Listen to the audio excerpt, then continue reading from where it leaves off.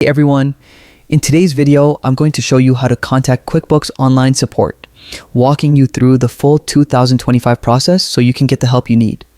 Whether you're facing technical issues or just have questions about your account, reaching out to support can save a lot of time and frustration. Let's get started. First, open your web browser and go to the QuickBooks website. You can type in the URL directly or just search for QuickBooks in your favorite search engine, which should take you straight to the homepage. Once you're there, look at the top right corner and click the Sign In button. If you're not already logged in, enter your registered email and password. Double check that everything is typed correctly. If you've forgotten your password, don't worry. QuickBooks has an easy recovery option. After logging in, you'll be redirected to your account dashboard. In the top right section, you'll see a Help button. Go ahead and click on that. This is where your journey to contacting support begins. In the Help search bar, type in, "I need to connect to a live person." This specific phrase tells the system that you want live assistance, which is especially useful if your issue is complex.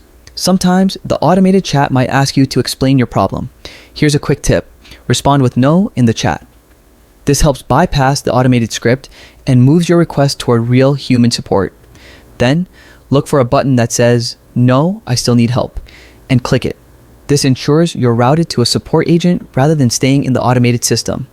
Next, click the option to contact the support team. You'll see several ways to reach them: phone, chat, or email.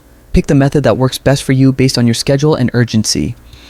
Each option comes with its own estimated response time, so choose what fits your needs. And that's it. Following these steps will connect you with QuickBooks Online support successfully.